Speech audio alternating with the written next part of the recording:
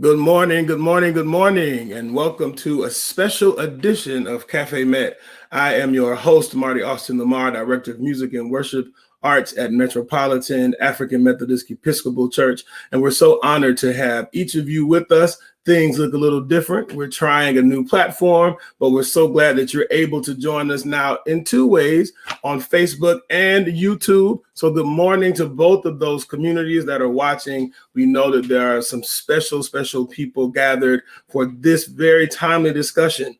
With only 1 month remaining before the national vote, we are excited to spend this entire month here at Cafe Met hearing stories, sharing information, sharing historical recounts, and featuring guests that speak directly to this critical time in the nation, especially for our community.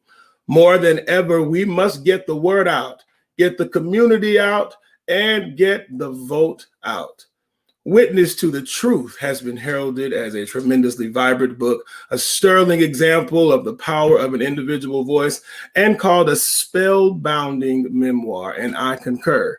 If you do not have a copy of Witness to the Truth, please make it a priority to purchase a copy of this inspiring story, written and commentated by Reverend John H. Scott, and then celebrated and presented for our reading, for our digestion by Cleo Scott Brown. We are so glad to have the author, visionary, historian, and co-author of Witness to the Truth, My Human Struggle for Human Rights in Louisiana. Good morning and welcome, Sister Cleo Scott Brown. Thank you for joining us at Cafe this morning. We also welcome a very familiar face to us, and that is our own beloved Dr. Elsie Scott. Good morning, Dr. Elsie Scott, and welcome to Cafe Met. Now, we could spend all morning just reading your amazing bios of all that you both do and accomplish, but we want to get right into some conversation. So the work that you do will also come up as we are talking this morning. But just a little bit, Sister Scott, you are a gifted speaker, writer, workshop leader, focusing on issues of race, voting class, and bias. Always have been a lover of Black history, but became both focused on voting rights while researching your first book. Sister Cleo, you have exposed so many to the often forgotten conversation about what it is taking for us to arrive at the space and place where we all have the right to vote. And more than ever, you said, let's be very clear, you are passionate about that. And as a result, we are so excited to have you talk with us this morning. So tell us, what led you to want to do this work, years of work and research? Good morning, everybody, and thank you for the opportunity to share this morning. I kind of stumbled into this. I was a risk manager actually at the time, and I had gone to Louisiana and picked up my father's papers. And in the top of the box was about 200 pages typed up from Dr. Logston, who was a professor at the University of New Orleans. And he had done all of these random interviews with my father. And one day I sat down at 4:00 in the morning. I finally finished reading the whole thing. And I'm like, this explains why we do what we do. This explains why white people do what they do. And I decided, I just knew this had to be turned into a book because it was so full of wisdom and knowledge.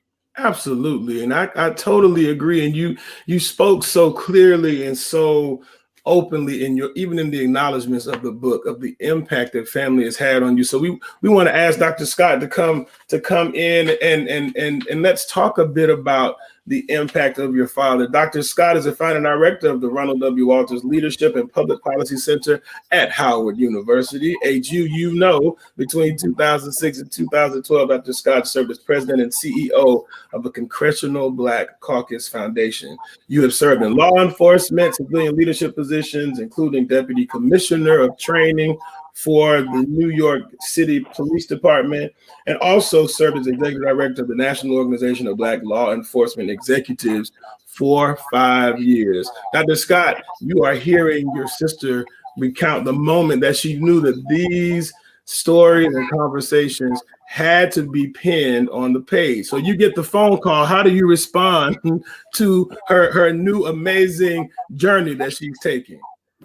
Well, I was glad to get the call, glad that she was going to do this, because she's younger than me, so I don't think she knew how Daddy wanted his story told so bad. And he had sought out Professor at LSU to do it.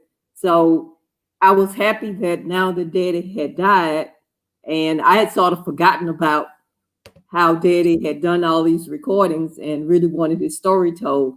And I just sort of feel like Daddy came back that night and appeared to Cleo because he knew that she would take time and get the book done.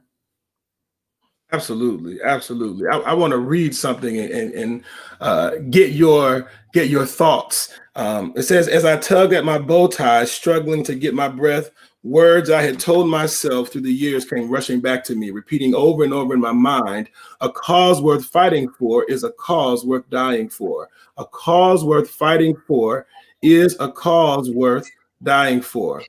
I was 60 years old, and for the first time in my life, I felt the full weight and implication of these words.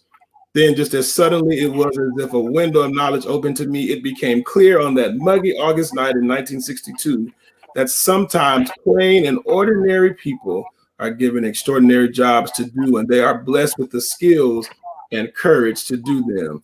I have been in preparation for this time all my life.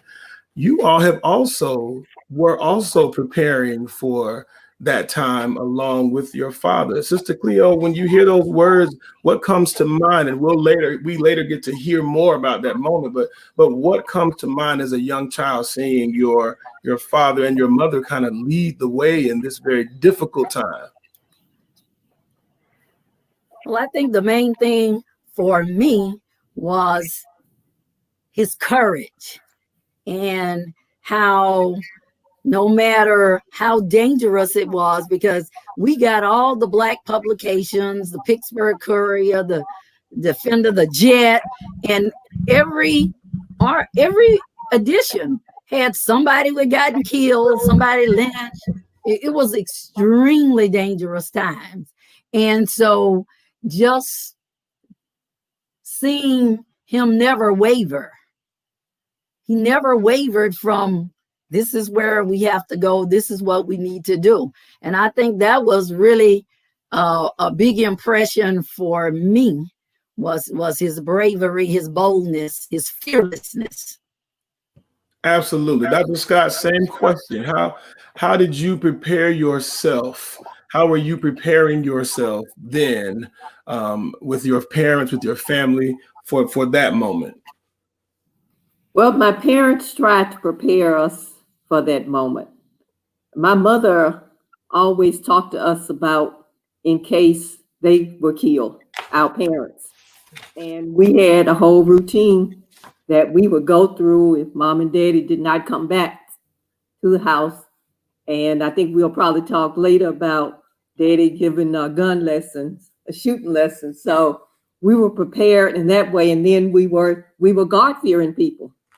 And so they had taught us to pray. They had taught us to trust in God. And so we sort of felt that anything that happened, it was God directing it. And so we were going to deal with that. But I do remember as a young child once saying to my daddy that, why did you get married? Because you put all of us in harm's way. You know, you seemed like you should have stayed single, because then if they killed you, it was only you. Now, if they kill you, they could kill all of us, or we would be left without a father. Mama would be left without a husband. And I think that hurt daddy, but that was just, what a young child was seeing there, that, my dad is putting us in harm's way. And so I had to then reach back into my Christian beliefs in terms of recognizing that Daddy has been chosen by God to do this, and therefore, it's God's will, whatever happens. And throughout the book, there's not one page where we are not acquainted with the deeply rooted understanding of who God was in your father's life. And so, Sister Cleo, can you talk to us a bit about his transition into pastoralship and how that then impacted the work that he would do in trying to secure rights in Louisiana? Well, he really didn't want to be a minister.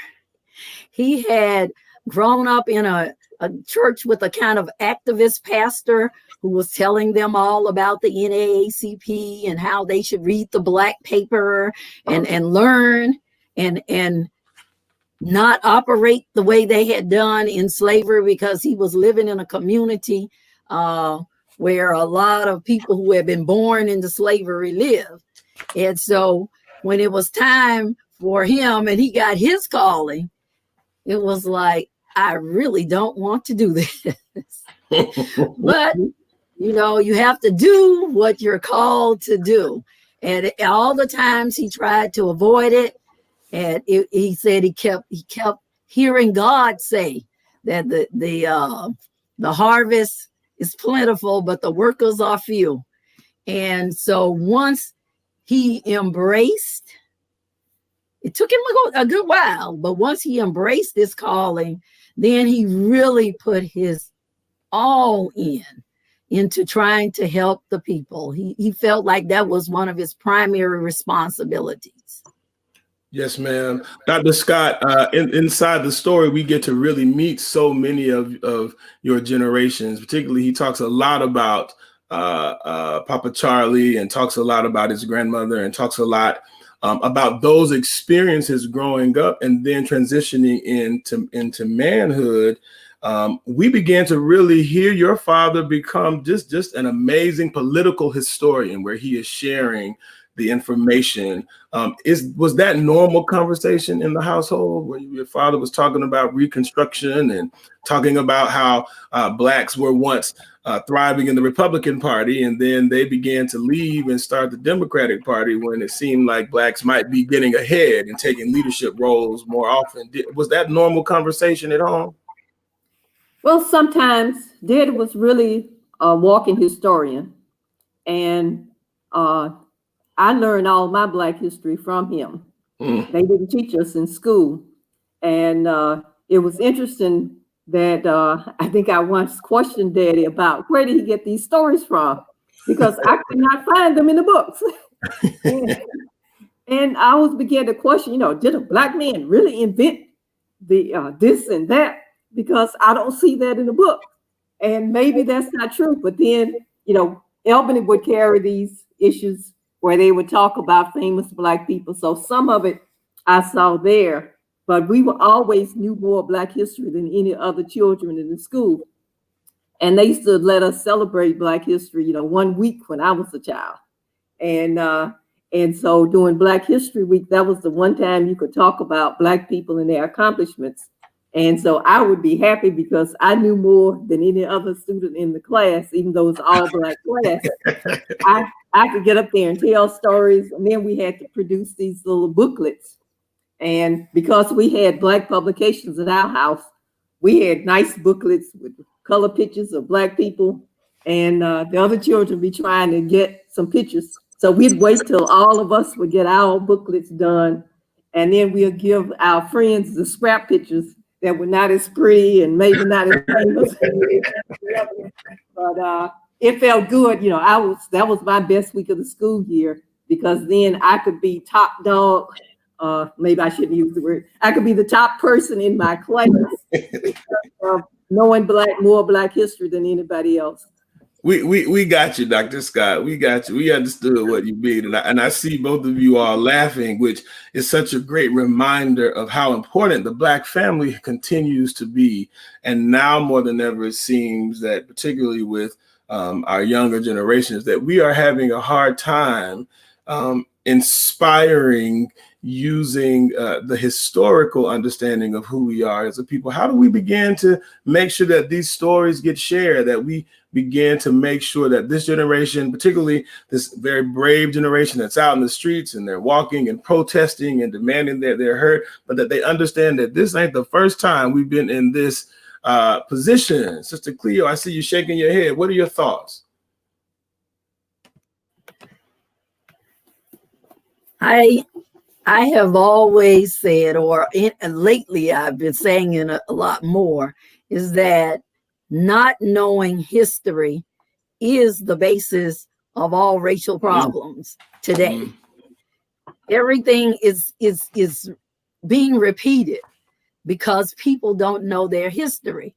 And when we were younger, and although we went to HBCUs and we learned a lot of Black history, and of course, like Elsie said, Daddy taught us a lot of Black history. In the schools today, they're getting hardly any truth. And I am becoming more and more concerned because the way that young adults approach problems, it's like we've disconnected from the wisdom of the generations. And so in history, there are cycles for Black people, you know, after Reconstruction and then after the Brown decision. Those cycles, you go through about 4 different steps and then you start over again. And by them not knowing history, they don't understand where they are in that 10-step cycle and where we are going right now. So their strategies don't line up with where we are in the cycle. And that's why I try to spend a lot of time talking to people and writing, because we really, really need to be operating a whole lot more strategically, because the same things they're saying now, the same things they're doing now, the same thing that the Project on Fair Representation is doing to Black people now is the exact same thing the White Citizens Council did in the 50s. But when you read, you recognize, oh, this is what they're going to do next, because we just go in cycles. So how do we get more Black people informed when 70% of the teachers are white and the textbooks are mostly approved based on what comes out of Texas? I don't know the answer to that question. And if anybody has any suggestions on how we can reach more young people, I mean, we've read at our church, we've done things like that, but how do we reach the masses other than maybe professors getting together and making sure that the right textbooks are in high schools? You know, Sister Cleo, I want to make sure I'm quoting you right. You said the strategies don't line up with the time. Is that what you're saying essentially? That what the way that we're going about some of this change, it does not align with the moment that we're in right now. Is that a correct kind of recount? I'm saying that it's almost like there is not a good recognition of who's really the power, who's really behind the changes. So while the president is doing things, all these laws are being changed behind the scene because the news commentators are doing us a disservice because they are focused on what's entertaining, while all these laws are actually being changed. You know, EPA, you know, the pollution, the selling of government lands, the drilling on pristine properties, these cutting these movement of judges, really, really bad people into districts that are predominantly Black. You know, it's just so many other things going on, and we don't seem to be laser focused. When I hear young adults talking about maybe I shouldn't vote, then to me that means that you really don't clearly understand where power comes from.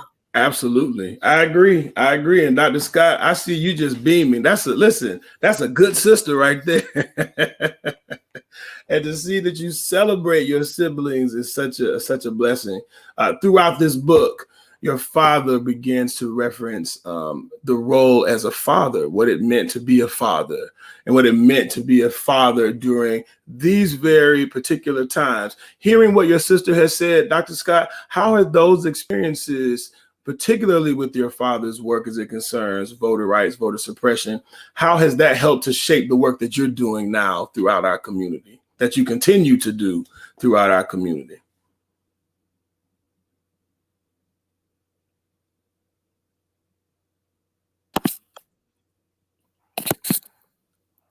Am I unmuted now? Yep, we hear you. Okay. Well, my father, he always selected, I guess because I showed a lot of interest in civil rights and voting and so forth. So I became somewhat of his secretary because he could not write well. Script, you could hardly understand his writing. And my mother had too much else to do to continue to write his letters and so forth. So I became sort of like his secretary. So he always was happy that it seems like I had more of an interest in his civil rights activity. So he started grooming me to become a lawyer because that's the one thing he really needed in my hometown was a lawyer who would take the cases of people because he was constantly having to go to the NAACP and places outside of East Carroll Parish to find a lawyer. So I grew up thinking I was going to become a lawyer. You know, I was struggling because I wanted to be a lawyer, but I didn't want to come back to East Carroll Parish.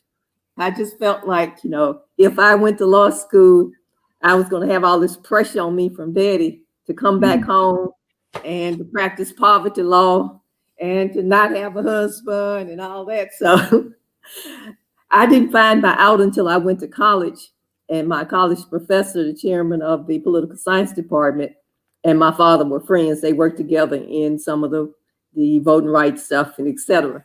And so she decided that I should get a PhD in political science like her. And so in the struggle for what Elsie was going to do and how she was going to contribute, my professor won out over daddy. And so I ended up being a professor as opposed to being a lawyer. But then my brother went to law school, became a lawyer, and went back to the area to practice law. So after that, daddy wasn't mad with me anymore because at least one of his children had come back. But he had a real influence on sort of where we were going to go and what we were going to do, because he always drilled in us that it was about service. Life was about service. And we were responsible for giving back to the community, you know, and every little things like, you know, having clothes to share with others. When somebody's house would burn down, Dad would say, go in your closet and find some clothes you can give to these children, you know, because he literally believed if you have two coats that you should give one to the poor. And so that's how we were brought up. And, you know, even in terms of criminal justice stuff, my dad would take me to the prison. I'm sure he took others of his children. He would take, when he'd go to the prison to pray with people at the prison, I would go with him to the prison. So I developed this empathy for people who were locked up from a young child. We would go to the nursing homes. And so we developed this empathy for senior citizens. And I was telling this, when I was at the New York City Police Department, I was telling this white guy I worked with about how my father had taught us to be service-minded. And he just thought that was just so impressive that my father would take his children to a prison and that my father would take us to the senior citizens home. But it was just normal for us. That was just part of our growing up.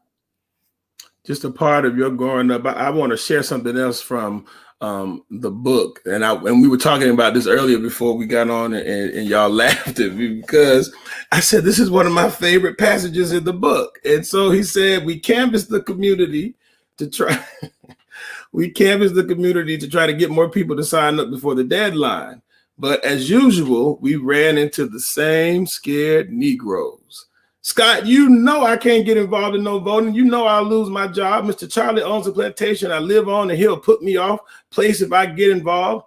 Rev, I know you've been hearing about all those freedom riders getting ambushed and beaten all across the South, and about those men getting lynched over Mississippi. Where the government gonna be when they stringing us up a tree? You tell me that. Sometimes it was what you want to vote for. White folks treat us pretty good around here. At least they're not killing nobody. Farmers would say, I don't want to end up like Atlas. I tried to make them see that they had to stand up sometime. So here we are in 2020.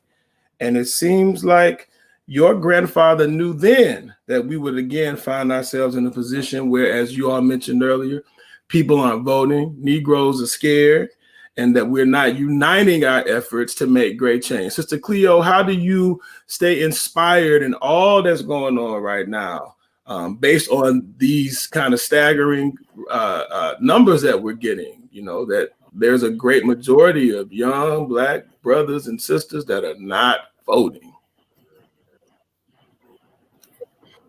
Well, I don't get discouraged, because if I got discouraged, I wouldn't be Reverend Scott's daughter. Because that's the one thing he taught you. No problem is too big. Even if it's the whole government, you should try to take it on.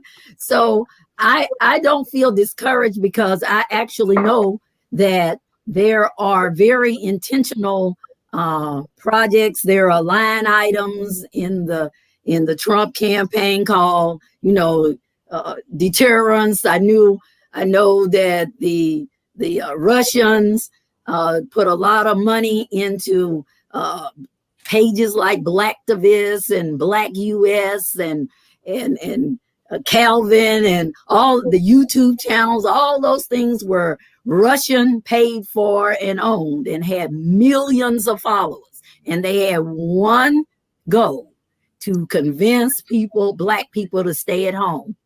And they used that, to say you weren't powerful or whatever. But those millions of followers were all following something designed to mess them up. So since a lot of young Black people don't read the Senate intelligence reports, which I read and got all those statistics from, if I can share that information, and if others can share that information, then when you realize you're being bamboozled, you're being sold the okie doke, then you can get them back focused on, don't be used. Don't be used. These are the modern day propaganda tactics. In the past, they didn't have anything but the radio and the TV and scare tactics. Now they can just send a social media ad and get people to stay at home. So once you know who's behind it, why they're doing it, then you learn not to fall for the okie doke again. So I think it's more about people getting more airtime for people who are looking for behind the scenes. Because like Daddy said, you always listen to the radio station that the enemy is on. You read their papers, because he said you have to know the tactics in order to create the strategies. And so that's what I think if young people and older people would actually sit down together more and respect each other more, that we would get a whole lot more accomplished, because we both have something to bring to the table. Both have something to bring to the table. Dr. Scott, throughout the book, we see that your father was focused on bringing truth to the table. And so he recounts often all of the tactics that were now beginning to be employed to keep folks from going to vote. Then he starts to talk about how the day finally came, and the day finally came where they were going, and they were going to go before the judge, and were going to get heard, and talked about all the things that they were having to do to be considered a competent voter. In 2020, Dr. Scott, help us understand, what should the competent voter be paying attention to, listening to? Well, the competent voter realizes that this year, instead of just going to the poll, that you need to develop a voting plan. Because one, you don't know whether you're still registered to vote. Even though you've registered, you might have been purged off the roll. You think you know where your voting precinct is, but it has been changed. It's not the same place you've been voting for the last 10 years. You think you know about when election day is, but we have now spread it out to an election season. So you have the opportunity to vote at different times in different places. For example, I saw something on Facebook, one of my nieces in New Jersey, and one of her friends had said, well, I guess I'm gonna have to try to find a way to take the day off because the vote on election day. I sent him a link to his New Jersey page to show him that, that he could do, he could go and he could order his ballot, and then he could just drop it off on election day and then go on to work. But, if you don't know these things, then you're sitting there stressing out because you think that you have to stand in line. And now this whole thing with the postal service, I mean, it's the most ridiculous thing that I have heard. It seems like one of the old techniques from my daddy's days to disable the post office so people's ballots they can't receive the ballots, and two, if they receive it, then they can't return it. So it's, they're pulling all kinds of tricks out of the hat this time. And now, you have a president telling people to go out to the polls to interrogate people. I mean, to stand there and make people afraid to vote. And so it's really against the law for them to be inside the polling booths intimidating people. And certain states, it's against the law as to how close you can be to the voting booth. So it's a lot of things to learn, even in terms of what you wear to the poll. Some people have been turned away because they have on a sweat or t-shirt or something that whatever their law says is against the law as to what you can wear to the polls that day. But you don't know that. And so therefore, you don't know what to do. So it's just a lot to study.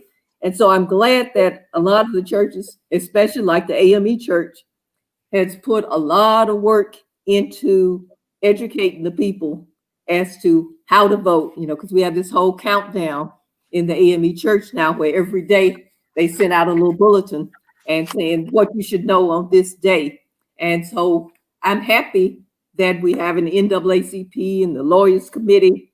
If you end up with voter suppression problems from a legal perspective, you can call the lawyers committee and you can call other legal defense funds.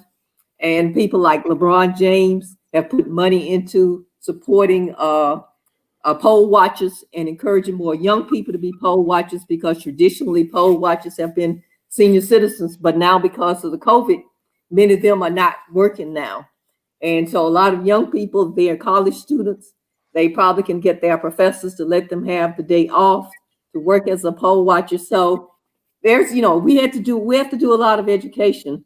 And I've spent a lot of time, just trying to educate people. But the good thing is with technology, a lot of it is right on your computer. So you don't have to go downtown and have the registrar of voters tell you what the law is and what the rule is. You can go on your computer and pull up what your state law is. So when you go down there, you know what the state law is and when they're telling you something that's not true. Absolutely. Absolutely.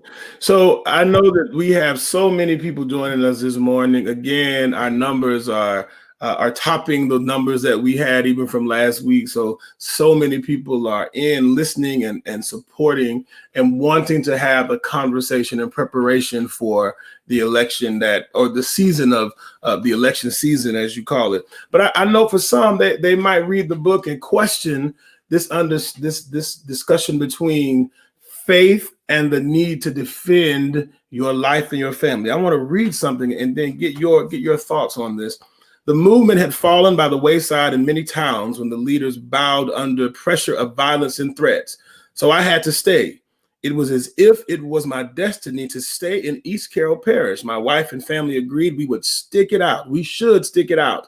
But in the meantime, I decided we needed to get more prepared. I had kept most of my guns together in one room, but I now placed my rifles and shotguns throughout the house, all within easy reach if the need should arise. My two oldest sons, Leo and Leotis, were out of school and living elsewhere, so I gave my older daughters, Janita, Elsie, and Sherilyn, and my youngest son, Louis, some target practice. So if we ever got into a tight corner, together we might be able to get out.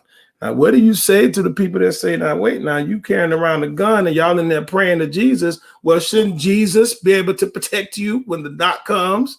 Right? How do you respond to that, Sister Cleo? I see you all laughing. So I'm sure you had this question before. How do you respond to that, Sister Cleo?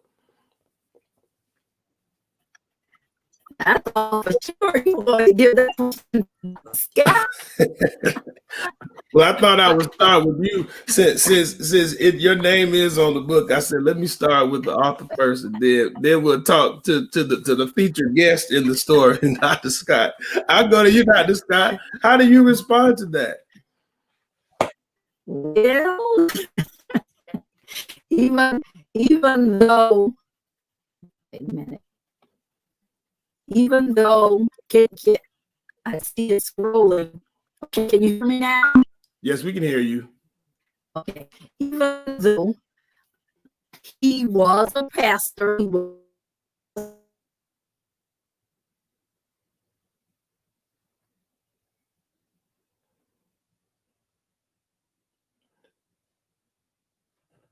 I think we had a little connection issue. Dr. Scott, are you still able to hear me? Dr. Elsie? Yes, I can hear you. Okay. So I can hear you. Why don't we go to Okay. you, and then we'll hopefully Sister Cleo can get back. She'll get back with us shortly. Okay. Well, Daddy believed in the Bible. He believed in God, but he also believed that the good Lord helps them to help themselves. And we were living in a time when my father felt like he had to protect his family because he could not depend on local law enforcement to protect us. And so therefore he was a hunter. He had hunting license. And so he had plenty of guns in the house. And it was not that we were going to use the guns to shoot anybody, but they were designed to protect our house. And so my sister Janita is Dr. Tolston's mother. When Daddy started offering shooting lessons, she was the best, and I think she enjoyed the shooting. And so when Daddy would go out of town, she was sort of in charge. She'd tell Daddy, don't worry, I'll protect the family. And so, we grew up around guns. I never liked guns. I was not as good as she was, and I was not as thrilled. So I had the gift of gab. And so I was in charge of the threatening phone calls. And Wow. so I was assigned that because I didn't back down. Now, I don't know what I would have done if they showed up at the house. I wouldn't have been talking so much smack, but because I was on the phone, they would call and tell me they were going to shoot my daddy. And I tell them that, you better come armed and ready because we got gun in every corner. I know that's right. And they tell me they want to rape my mother. And I said, well, I think you're going to have to get through my daddy first. And so they'd ask me, how old are you? Why are you talking so much and this kind of stuff? But, it was all a part of growing up and survival. That's really what it was. It was all about survival. And so we prayed, but we also recognized that, you can be sick and you can pray to God, but God also put doctors here to protect us. So the same way that God gave Daddy the ability we had 3 dogs, we put a dog around each corner of the house. And so God brought us through all of this, even when they shot my daddy that night, that really the whole family could have been wiped out when my sister Janita and I were not in the car. But all of my younger siblings and my mother and father were coming home from church, and they feel the car full of buckshot, but they just had practiced at a time where the car was on the even plane with the shooting car. But when they went to shoot Daddy, the car was the street, the highway was on an incline, and so the bullets went up and only hit my father.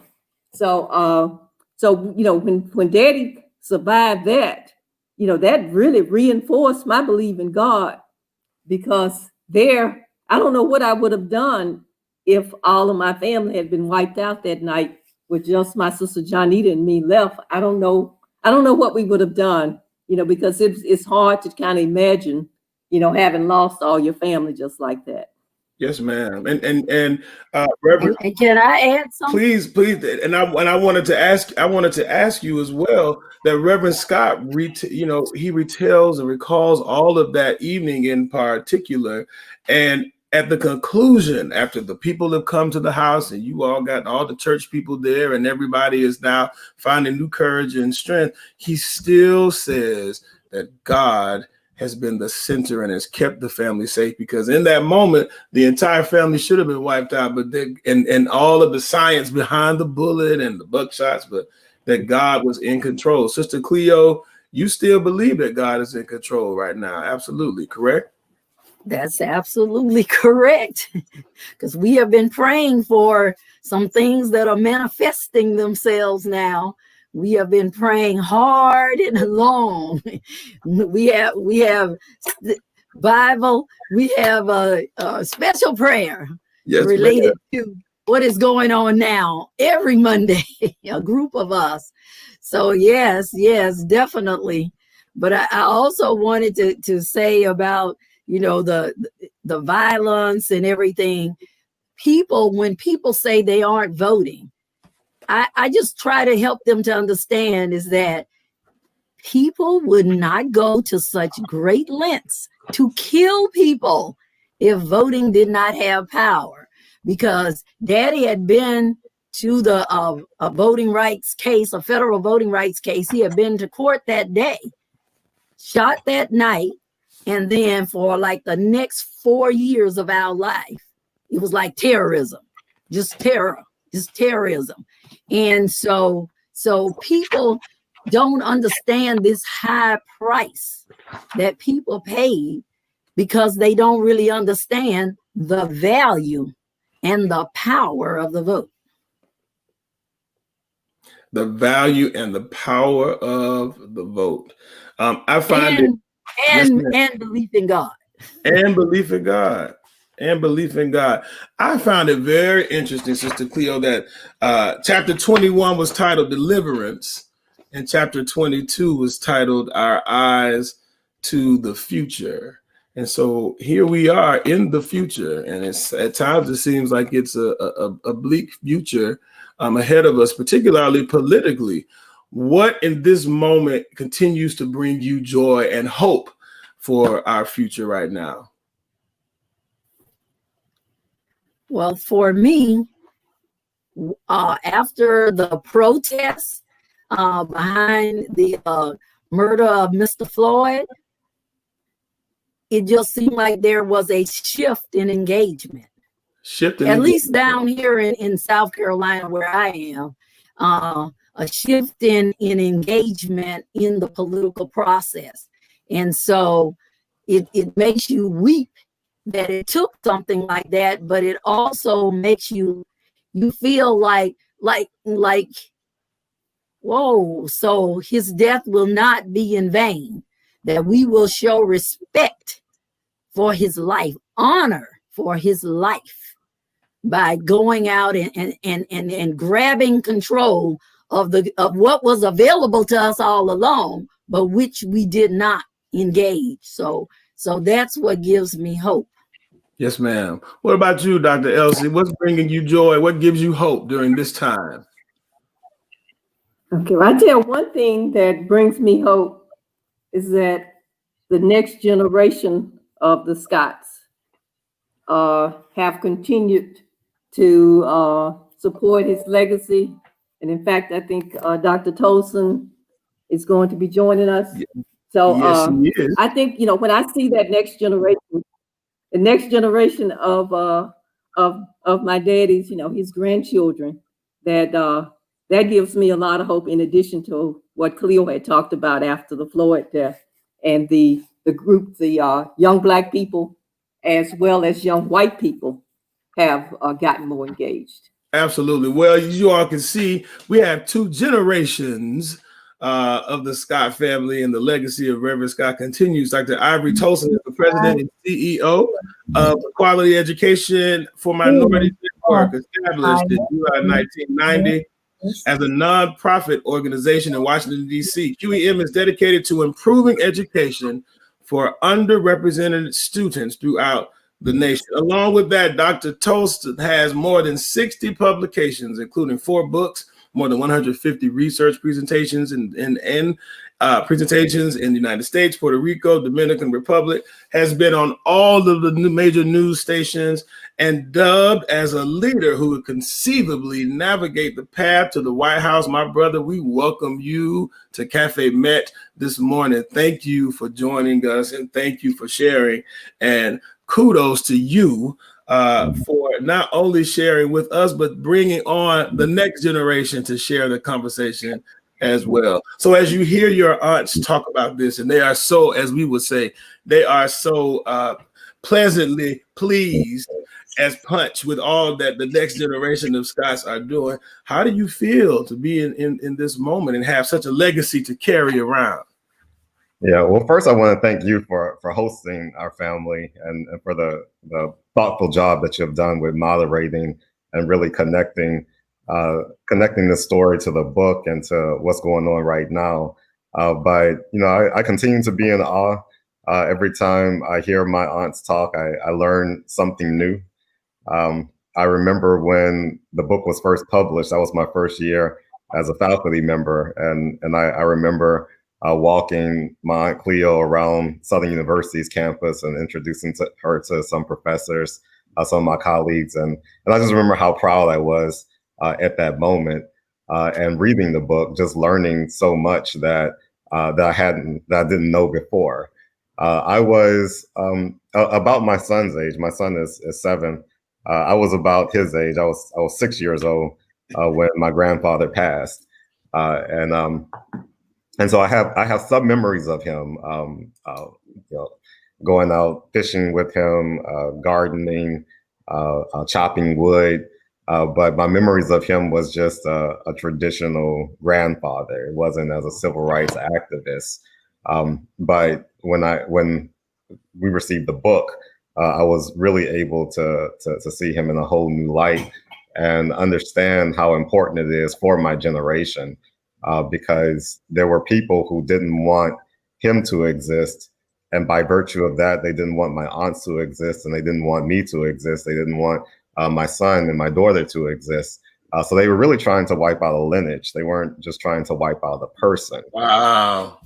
Yeah, and so many who should be here right now, with the same type of upbringing that I had, with the same type of values for voting. So many are not here because of the things that they've done to us in the past. Absolutely. I think it's so interesting how you talk about having a grandfather that did so much and was so huge. But for you, he was just grandfather. And I think what we learned so well in the book is how humane and human Reverend John Scott was, particularly how he often struggled between his the call on his life, and then the call to be protector, father, husband. Do you, as someone who is now experiencing and will continue to experience great opportunity, and as according to what the people are saying, you might be the next president, my brother, how are you navigating with that weight right now? There is definitely a call for more leaders such as yourself, but that comes with such great responsibility. How are you preparing for that? Yeah. Well, I mean, I've been prepared well by my family, not just my mother, who was the best shooter in the house, but by all of my aunts and uncles, who I've learned a little something from. The picture behind me, well, that picture was painted by one of my uncles, and I have publications, including Witness to the Truth on my shelf, and so I've been prepared well. I don't have that much anxiety about being a leader. And I certainly don't share that burden by myself. I have a lot of sister, I have cousins. All of us understand what our role is.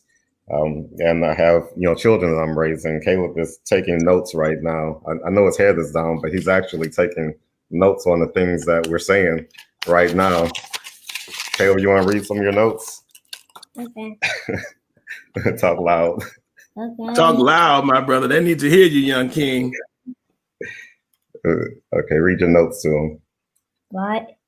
Bible, guns, and joy protect from God shields. The next page is shooting hard and child family violence in case. Till future mortal death and life. Absolutely. So I'm filling all the gaps for him. What you're doing is what your aunt so eloquently said at the top of the hour, where she talked about the responsibility that we have to share and teach and train. And so I tell people all the time, I don't know how I learned to read. I just know that I could read. I don't know how I learned to write. And I say that, and my siblings would agree, because the school was at home. The extension of the homeschool was where we went every day at St. Peter Claver in Macon, Georgia. But that we came home, and my brother shares his story all the time about getting one of the first books he received, and that inside that book was a book about Black history that my parents had purchased for him.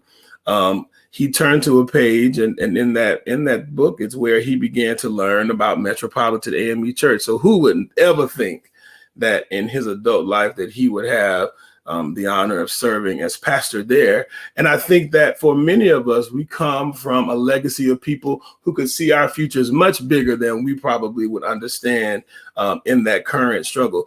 How do you, Dr. Tolson, how are you ensuring that your son and the generations that your son will prepare? How can you encourage other parents to ensure that they are preparing their children for what's to come? Yeah, we just have to expose them to as much as we possibly can. The way that information is right now, they can be consumers of any number of things without us really having a lot of input in it. And so we have to make a greater effort now than in the past to make sure that they're exposed to some of the things that they're going to learn from. We also have to teach good values. In school, there's a push for education. They have to learn early and all those types of things, and that's important. But what they miss in school a lot is just the importance of being a good person and to care about your fellow person, humanity, the value of giving back. My daughter was supposed to be here, but she's volunteering right now for Girl Scouts. So, just learning the importance of, those types of things, is important. And, our family has a memorial fund that's dedicated to my grandfather, the Scott Memorial Fund. And so they all grow up learning about the importance of giving a scholarship and raising money and giving that to those who don't have as much as us. But they also learn, or we also learn, business skills and learn how to create bylaws and run meetings. So all of those things are important too. Absolutely. Absolutely. So I want to encourage everybody that is watching, all of the amazing people, the 40 plus on Facebook and all of those that joined us on YouTube, to not waste any time, that particularly during this month where we all need to be encouraged and reminded of who we are, whose we are, and the shoulders upon which all of us stand. Go out and pick up your copy, Witness to the Truth, My Struggle for Human Rights in Louisiana, John H. Scott, with Cleo Scott Brown. Dr. Scott, if you had to surmise your father, what would you offer? If you had to share some brief thoughts, what would you say about your father that we should all understand? Probably if I had to say it in one sentence, he was a giant of a man. I think there was an article that the Oakland Tribune published and compared him to John Brown, and how John Brown was supposed to be this big power and figure, and how Daddy was a thin man, but yet people respected him. When he walked in, people knew who he was and they respected him. And so that's what I would want everybody to know, that Daddy, was not a booming voice, but when he walked, everybody respected. That was a street called Levee Street. And people that are watching that are from Lake Providence, Louisiana, know that. And this is where all the juke joints were. And when Dad would walk down Levee Street, the winos would straighten up. Oh, Reverend Scott. And so he had that type of respect by everybody. And that really makes me proud of the legacy that he left me. Absolutely.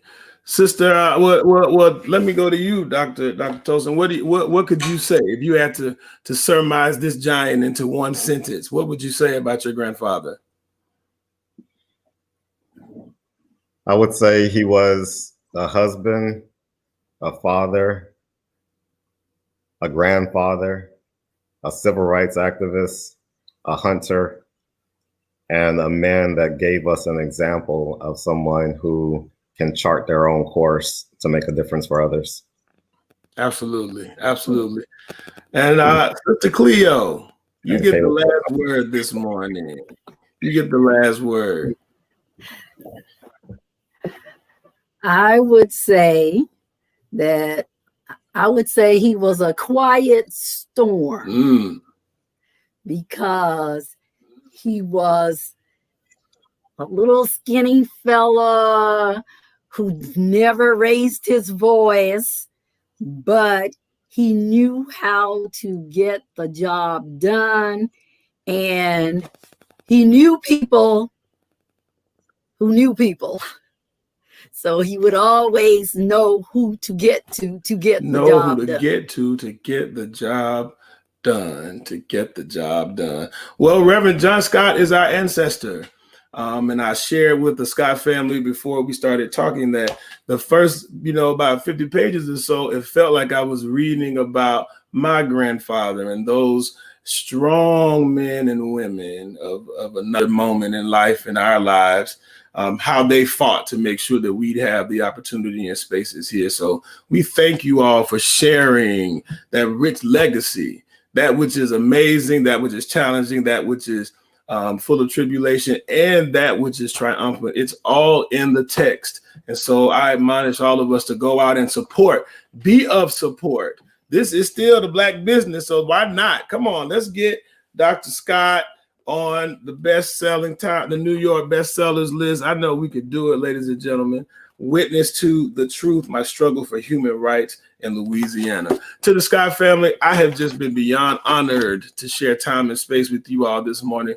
Thank you for your continued contribution to our community. Thank you for celebrating the many mighty oaks of strong Black men all over this world that have impacted the work that you're doing, that we're doing, that we are all called to do. So all the month of October, we will be talking about getting out the vote. Dr. Scott, you mentioned a website, I thought earlier, the NAACP, if people are experiencing voter issues with voter suppression and any kind of voter interruption. Could you share that again for us, please? Yeah, well, there are a lot of websites, but one of the best is vote.org. You can find a lot of material there. But on behalf of my family, I just want to thank you, Marty, for allowing us to have this platform today, and to thank you for doing a lot of homework and asking so many questions. And for those who are interested in supporting the John A. Scott Memorial Fund, which some people on here are already supporting, I think the address is www.jhsfund.org. And then finally, I just want to thank Sister Odessa Bivens from Metropolitan AME for introducing this idea of us doing this show today. Absolutely, absolutely. We are so grateful that you all have been a part of this moment and a part of the Metropolitan family. And as always, you know, we could not get this done without the amazing support of Imani Stutley, Marie Johns, Jewel Jones Truxa. And this week, I have to give a shout out to the executive of all executive producers, Sister Odessa Bivens, who came about 4 weeks ago almost, and had a conversation with me and talked about how inspired she was by the reading of this book. And that just flourished into a number of discussions and a number of contacts and a number of communication that would not have happened without her support and influence. So, Sister Odessa, I know you are watching. I hope you are pleased as punch, because we pulled it off, we did it, and the information went forward. My brother said something at my grandfather's funeral I never forgot. He talked about the mighty oak falling, and that the mighty oak may have fallen, but that the acorns and the leaves are on the ground. And that means that opportunity is there for all of us. So thank you all for continuing to hold up the legacy. And we encourage everybody, ladies and gentlemen, if there was never a time, this is the time for all of us to get out and vote, and to wear your mask. I don't know if you've been paying attention. That's kind of important as well. So thank you all for joining us. It's a beautiful day. Fall is in the air. Get outside, get some sunlight, keep praying for each other. And we look forward to seeing you next week right here at Cafe Met. Have a wonderful Saturday. And we'll see you in the morning at 9 a.m. for worship, 9 a.m. for meditation, 9:30 for worship with Reverend William Herman Lamar IV, our pastor at Metropolitan AME. Have a great afternoon, and thank you all for joining us again. See you soon.